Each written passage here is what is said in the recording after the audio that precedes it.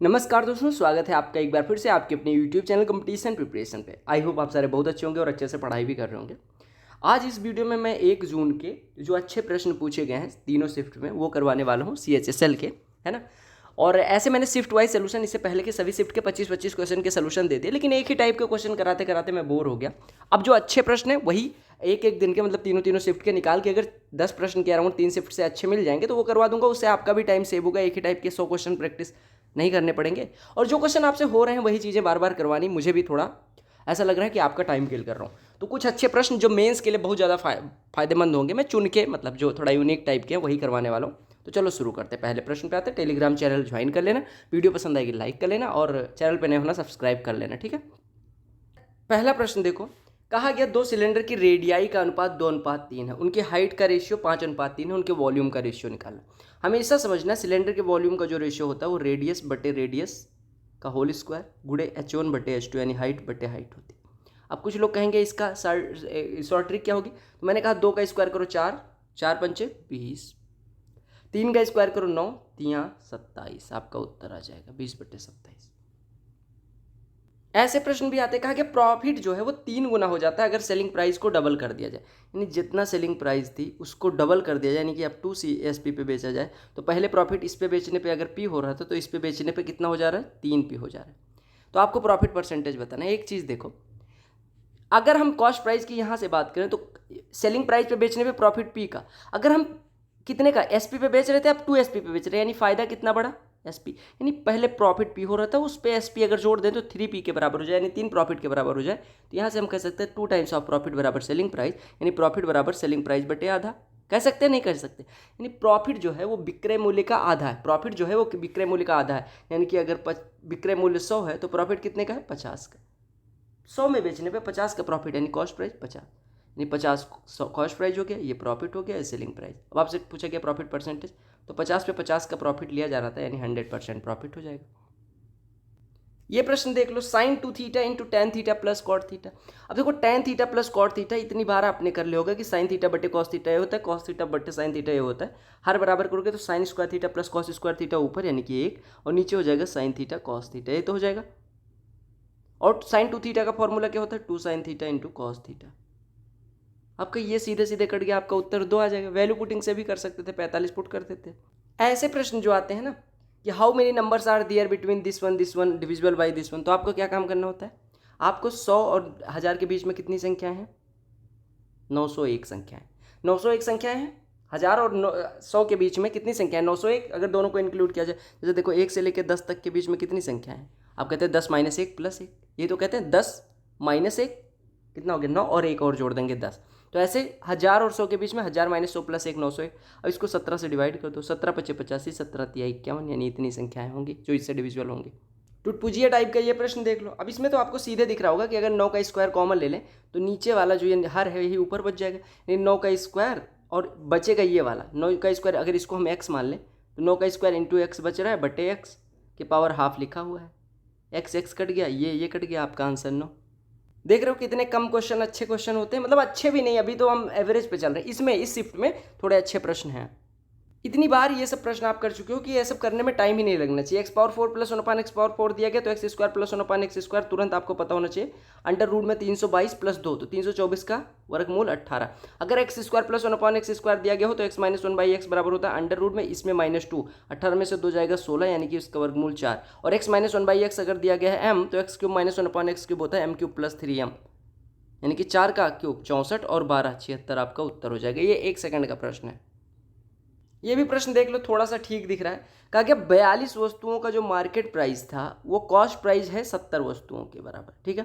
अगर selling price 25 item का 21 वस्तुओं के मार्केट प्राइस के बराबर है, तो आपको प्रॉफिट परसेंटेज या लॉस परसेंटेज बताना है। देखो आपको यहाँ से प्रॉफिट, एक बात बताओ, अगर मैं इसको काट दूँ 14 से तो 14 × 5 = 70, 14 × 3 = 42, ठीक है, हो गया, ओके। अगर मैं कहूँ कि 3 MP बराबर 5 CP, यानी हम कह सकते हैं मार्केट प्राइस 5 है, CP 3 है। मार्केट प्राइस ये यहाँ पे लिख दो, देखो मार्केट प्राइस, कॉस्ट प्राइस और सेलिंग प्राइस। मार्केट प्राइस अगर 5 है तो CP कितना है, 3। मार्केट प्राइस यहाँ पे 5 रख दोगे तो 21 × 5 यानी कि 105, 25 SP बराबर 105, यानी 5 SP बराबर 21 यानी 1 SP बराबर 4.2। बस आपका काम हो गया। यानी आपने जो वस्तु 3 की खरीदी वो 4.2 के बीच, यानी कितने का प्रॉफिट, 1.2 का प्रॉफिट। 1.2 3 पे कितना परसेंट है, 40%। अच्छा, ऐसे प्रश्न जब आते हैं कि कौन से ट्राइंगल की साइड हो सकता है, तो आपको दो चीज़ें याद रखनी है कि ए प्लस बी, किन्हीं दो भुजाओं का योगफल तीसरी से बड़ा होगा और किन्हीं दो भुजाओं का अंतर तीसरी से छोटा होगा। अब किन्हीं दो भुजाओं का अंतर ले लो, 3 5 8, 4 से बड़ा है, बिल्कुल सही है, ठीक है। एक बात बताओ, आप कहा गया कौन सी साइड नहीं है, ठीक है। अगर मैं यहाँ पे देखूँ तो 3 + 1 4, क्या 4 5 से बड़ा है, नहीं, तो ये वाला नहीं होल्ड करता। बाकी सारे देखो, तीनों बाकी ये प्रॉपर्टी होल्ड करते हैं, तो ये आप याद रखना। प्रश्न देख लो, ये भी प्रश्न ठीक है, कभी पूछा गया था, मुझे याद नहीं एग्जैक्ट, लेकिन कभी तो पूछा गया। ये वैल्यू पुटिंग से भी हो जाएगा, नहीं वैल्यू पुटिंग करनी तो भी हो जाएगा। कैसे, देखो, अगर मैं a बराबर 1 रख लूँ, b बराबर 1 रख लूँ, तो c बराबर 1 हो जाएगा। तो ऐसा ना पुट करना, क्योंकि यहाँ पे देखो फिर ऐसा, मतलब a b c को बराबर नहीं लेना। तो a बराबर मान लो a बराबर 2 है, b बराबर मान लो 4 है, c बराबर 3 हो जाएगा। हो जाएगा, नहीं हो जाएगा? तो यहाँ पे a 2 बटे a माइनस c यानी कि -1 प्लस c 3 बटे b माइनस c यानी कि 1। तो ये हो गया -2, ये हो गया 3, -2 + 3 1 हो जाएगा। अगर नहीं वैल्यू पुटिंग करना है तो a + b बराबर 2c, दोनों साइड से c घटा दो, ठीक है। या ऐसे लिखो a + b बराबर c + c, ठीक है। तो अगर एक c को इधर ले आए तो दूसरे b को इधर भेज दें, तो a - c बराबर c - b। तो यहाँ पे आप रख सकते हैं a बटे a - c की जगह पे c - b, c - b में अगर माइनस कॉमन ले लें तो b - c हो जाएगा, प्लस c/b - c। अब देखो ऊपर देखो, ये हो गया c - a बटे b - c, यही तो हो गया। अब आप देखो यहाँ से b - c की वैल्यू रखोगे तो कितना आएगा, या ऐसे देखो, माइनस कॉमन ले लो, ऊपर भी माइनस नीचे भी कॉमन ले लो, तो ये बचा a - c बटे c - b, minus minus cut गया। तो a - c c - b अगर बराबर है तो इसके बटे ये 1 हो जाएगा। सिंपल सा प्रश्न। मैं अगर सिंपल शब्दों में कहूँ ना, तो मुझे ये प्रश्न ढूंढ रहा था मैं कि ये प्रश्न करवा दूँ।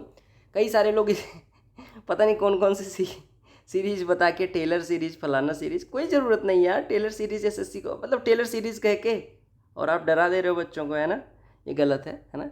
एसएससी की क्वेश्चंस ऐसा नहीं है कि ये टेलर सीरीज है, कुछ भी नहीं है, बेसिक सा यूज है।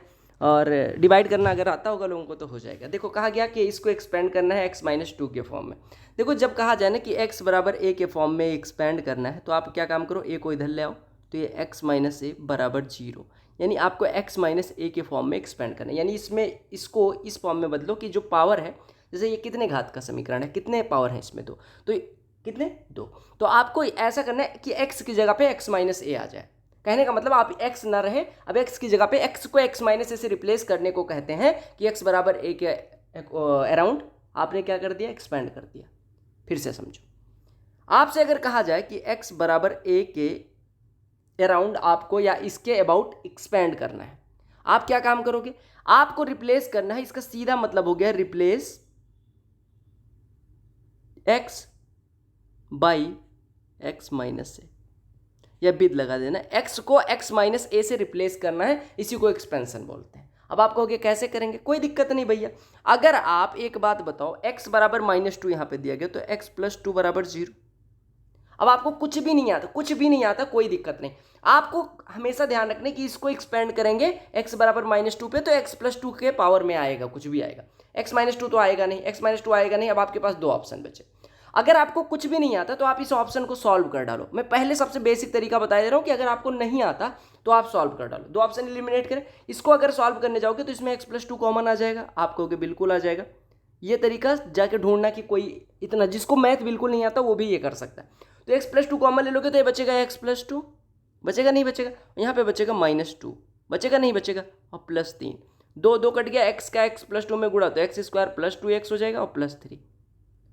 आपने कहा यही तो एक्सपेंड करना था, यानी इसको सॉल्व करने पे अगर यही वैल्यू आ रही है तो आपका एक्सपेंशन यही सही है। हो गया पहली मेथड समझ आ गई। दूसरी मेथड देखो, अब जिससे अगर आपको ऑप्शन का सहारा ना लेना पड़े, वो उसको कैसे करेंगे, हेडिंग डाल लो दूसरी मेथड। मैंने आपको क्या बताया, एक्सपेंड करने का मतलब होता है x + 2 के फॉर्म में इसको तोड़ देना। आपको क्या काम करना है, x की जगह पे लिख लो x + 2 का होल स्क्वायर। आपने कहा ये कैसे लिख लिया, यहाँ पे x² था, यहाँ पे x + 2 का होल स्क्वायर कैसे बना दिया। मैंने कहा जो चीज़ें एक्स्ट्रा आएंगी उसको हम घटा देंगे। अभी एक्स्ट्रा क्या आ रहा है, देखो x² ठीक है, +4 है यहाँ पे, नहीं 3 है तो -1 कर देंगे, यानी 3 हो गया, +4x आएगा, यहाँ पे 2x यानी -2x कर देंगे। अब आपने कहा अब आगे क्या करना है, मैंने कहा कुछ नहीं करना, x + 2 का होल स्क्वायर एक जगह तो मैंने ले लिया ना, x की जगह पे x + 2, फिर एक जगह x दिख रहा है उसकी जगह पे भी x + 2 रख दो, आपने कहा इसकी जगह पे क्यों रखवा दिया, मैंने कहा रख दो ना, कोई दिक्कत नहीं, -2x है, लेकिन -4, देखो ये -4 हो रहा है, यहाँ पे कितना है -1, तो -4 से -4 हमारा हो जा रहा है, जबकि हमारा चाहिए -1, यानी कि 3 जोड़ देंगे, आपका एक्सपेंशन बन गया। आपको क्या काम करना है फिर से समझाऊं, आपको x की जगह पे x+2 रख देना है, आपने रखा तो ये आया, फिर आपने कहा कि यहाँ पे तो केवल x आ रहा है, हमें x+2 चाहिए, x चाहिए ही नहीं, मैंने कहा उसकी जगह पे भी x+2 रख दो। अब जो ज़्यादा कम हो रहा है उसको तो लिखोगे ना, -4 यहाँ पे आप बना दे रहे हो, -1 चाहिए तो यानी +3 तो जोड़ना पड़ेगा ना, क्योंकि आपके ओरिजिनल एक्सप्रेशन में -1, बस बात खत्म। इसमें मुझे बताना कहाँ पे टेलर और पेलर और कोई सीरीज कहाँ पे लगी, नहीं लगी ना। तो मैं वही कहता हूँ कि कोई भी सीरीज ऐसी नहीं है कि जो ऐसे छोटे से क्वेश्चन को बड़ी सीरीज के नाम से, जैसे सीवास थ्योरम, CVN फलाना डिमका कह के क्वेश्चन को टफ बना दिया जाता है, अगर वो चीज़ आपके दिमाग में ना डाली जाए। अब अगर कोई कहे a+b का होल स्क्वायर क्या होता है, a² + b² + 2ab, आपको याद है। अभी ये मैं कह दूं कि ये मान लो त्रिपाठीज एक्सक्यूले मैक्लारिन्स थ्योरम है ये, तो आपको हो सकता है ना याद है, फिर आपके दिमाग में वो कठिन बन जाएगी चीज़ें, ठीक है। तो आई होप आपको अभी ये समझ में आ गया होगा, ठीक है। एक और अच्छा प्रश्न देख लो, कहा गया cos c + cos d बराबर इतना दिया गया, तो cos c + cos d का फॉर्मूला होता है 2 cos c + d/2 into cos c - d/2, ये फॉर्मूला सबको पता होगा। यहाँ पे c की c ये है, d ये है, a + b + a - b, यानी c + d की जगह पे ये आ जाएगा, यानी 2 cos b भी कट जाएगा, यानी 2a/2, यानी a हो जाएगा 2 cos a into cos a + b - a, यानी 2b/2, यानी कि cos b। तो यही फॉर्मूला, इस फॉर्मूले से इसको लिख दिया गया, बाकी ऐसा कुछ नहीं है। अब आपको इसके बेसिस पे cos 75 cos 15 की वैल्यू निकालनी है, कोई दिक्कत नहीं होनी चाहिए आपको। देखो अगर मैं कहूँ कि इसमें ये फॉर्मूला छोड़ो, cos 75 क्या होता है, आप कहेंगे cos 90 - 15, यानी ये sin 15 लिखा हुआ है, sin 15 इंटू cos 15 लिखा हुआ है, नहीं लिखा हुआ है, आपने कहा बिल्कुल लिखा हुआ है, sin 15 इंटू cos 15। मैंने कहा 2 से डिवाइड 2 से मल्टीप्लाई कर सकते हैं, आपने कहा बिल्कुल। 2 sin a into cos b क्या होता है, 2 sin a into cos a क्या होता है, sin 2a, यानी ये कितना हो गया sin 2 इंटू 15, यानी sin 30। sin 30 कितना होता है 1/2, 1/2 गुणे 1/2 कितना हो जाएगा 1/4। तीसरी शिफ्ट का एक प्रश्न देख लो, ये प्रश्न मतलब ऐसे प्रश्न जरूरी नहीं यही आए, लेकिन आ सकते हैं ऐसे प्रश्न। क्या इसमें कुछ भी नहीं होता, बस प्रश्न को देख के आंसर करना होता है। मैंने स्टार बैच में करवाया भी था कि फर्स्ट 78 नेचुरल नंबर का 1 से लेकर 78 तक किससे डिविजिबल होगी। देखो फर्स्ट n नेचुरल नंबर का सम होता है n इंटू n+1/2, ये होता है sum of first n natural number, n बराबर g 1 से लेकर n तक, ठीक है, ये सम होता है, यानी योग प्रथम n प्राकृतिक संख्या। अब ये बताओ, ये योग है तो ये किससे डिविजिबल है, n से भी कट रहा है, n+1 से भी कट रहा है। यहाँ पे कितनी है, n बराबर 78, n बराबर 78। मैंने कहा जो सम है वो n से भी कट रहा है, n+1 से भी कट रहा है, यानी 78 से भी कटेगा और 78 + 1 79 से भी कटेगा। आपने कहा 78 से कट रहा है, 78 से कोई 78 का कोई फैक्टर दिया गया नहीं, तो इन सबसे नहीं कटेगा। 79 से कट रहा है, यानी आप हमेशा याद रखना 78 और इसके फैक्टर से, 79 और इसके फैक्टर से कटेगा। 79 का कोई फैक्टर ही नहीं है, 78 के फैक्टर है, तो 78 का अगर कोई फैक्टर ऑप्शन में होता तो उससे भी कटता, 79 से तो कट ही रहा है। समझ आ गया। अगला प्रश्न देख लो, सुंदर सा प्रश्न ये भी है, sin 4 theta upon 1 - cos 4 theta. हालांकि वैल्यू रखने पे इसका आंसर आ जाएगा, लेकिन वैल्यू रखने की जरूरत ना पड़े। sin 4 थीटा को लिख सकते हैं sin 2 into 2 theta. sin 2a बराबर होता है 2 sin a, यानी 2 sin थीटा इंटू कॉस, आपने कहा 4 थीटा था, 4 थीटा को 2 इंटू 2 थीटा लिखा था, तो 2 sin 2 theta into cos 2 theta. 1 - cos theta जब भी हो तो आपको cos का कौन सा फॉर्मूला लगाना होता है, 1 - 2 sin² थीटा वाला फॉर्मूला। यहाँ पे देखो cos 2x लिखा हुआ है, यानी 2x यानी कि 2 इंटू 2 थीटा, यहाँ x की वैल्यू कितनी है 2 थीटा, तो 1 - cos 2x कितना हो जाएगा 1 - 1 और +2 sin², क्योंकि cos का कौन सा फॉर्मूला लगे 1 - 2 sin² x, तो यहाँ पे 1 अगर माइनस से मल्टीप्लाई कर देंगे तो -1 + 2 sin² x की जगह पे 2 थीटा। समझ आया ना, मैंने cos 4 थीटा को लिखा 1 - 2 sin² 2 थीटा, अब माइनस से मल्टीप्लाई करोगे तो ये माइनस हो जाएगा, ये प्लस, यही पे लिख दिया, ठीक है। अब देखो 1 1 कट गया, 2 2 कट गया, sin 2 थीटा से इसकी पावर कट गई, cos अपन sin क्या होता है cot। आंसर आया बोलो कि नहीं आ गया। ये पता है ना, कहा गया एक सर्कल है उस पर जिसकी रेडियस 12 सेंटीमीटर है, उस पर कोई त्रिज्या खींची, स्पर्श रेखा खींची गई, ठीक है, उसकी लेंथ निकालनी है और स्पर्श रेखा की जो ये दूरी है वो 18 दी गई। आप हमेशा याद रखना कि ये जो बनेगा वो राइट एंगल ट्रायंगल, क्योंकि ये रेडियस जो होती है टेंजेंट पे पॉइंट ऑफ कांटेक्ट पे परपेंडिकुलर होती है। तो अगर ये 18 है ये 12 है तो ये कितना हो जाएगा, अंडर रूट में 18 का स्क्वायर -12 का स्क्वायर, तो 6 बाहर आ जाएगा, 3 का स्क्वायर 9 -2 का स्क्वायर, देखो 6 बाहर आ गया तो 3 का स्क्वायर बचा, -2 का स्क्वायर तो 9 - 4 यानी कि 5। तो आपका आंसर यही हो जाएगा। क्लियर हो गया। ऐसे प्रश्न कैसे किए जाते हैं, मैं मतलब ये प्रश्न 1000 बार करवा चुका हूँ, ट्रिक भी बता चुका हूँ। मैंने कहा 25 नंबर दी गई, पहली 13 लास्ट 13 दोनों जोड़ोगे तो कितनी संख्या हो रही है? 26। हमारे पास संख्याएं 25 हैं तो एक्स्ट्रा कौन सी हो रही है? यानी आपको ध्यान रखना है कि पहली 13 कितना कम है औसत से? 1.5। लास्ट की 13 कितनी ज़्यादा है औसत से? 1.5। यानी इनका सम कितना हो गया? 13 गुणे मतलब कितनी कमी हुई टोटल 13 संख्या पे? 13 गुणे 1.5 की। ज़्यादा यहाँ पे कितनी हो रही है लास्ट वाली? 13 गुणे 1.5। देखो अगर दोनों का सम करो तो ये 0 हो रहा है। अगर ये मान लो x होता, प्लस का x होता, तो जो बीच वाली संख्या यानी 13वीं संख्या होती वो एवरेज से यानी इस वाले एवरेज से x ज़्यादा होती। यहाँ पे x की जगह पे कितना है? 0। तो वो कितनी होगी वो संख्या? 13 से 0 ज़्यादा, यानी कितनी होगी? 13 से 0 ज़्यादा कितना होता है? 13। समझ आ गया। ऐसा प्रश्न करवाने का मन तो नहीं है क्योंकि आपको आता होगा। कहा गया एक स्फीयर का वॉल्यूम 8 टाइम्स है दूसरे स्फीयर का। आपको हमेशा पता होगा कि वॉल्यूम का जो रेशियो होता है, मान लो वॉल्यूम 1/वॉल्यूम 2 दे दिया जाए, तो वो जो होता है वो होता है R1/R2 का होल क्यूब, यानी त्रिज्याओं के रेशियो का क्यूब। अगर ये 8 गुना है यानी 8/1 अगर है तो रेडियस कितनी हो जाएगी? 2/1 के रेशियो में। अगर what is the ratio of surface area? Surface area कितना होता है? सरफेस एरिया का रेशियो हमेशा याद रखना कि R1²/R2² होता है। तो R1² 2 दूनी 4, R2² 1, तो रेशियो 4:1। इसमें कौन सा फॉर्मूला लगेगा बताना कमेंट सेक्शन में। और इसी पे हम तीनों शिफ्ट का कर चुके हैं अच्छे प्रश्न।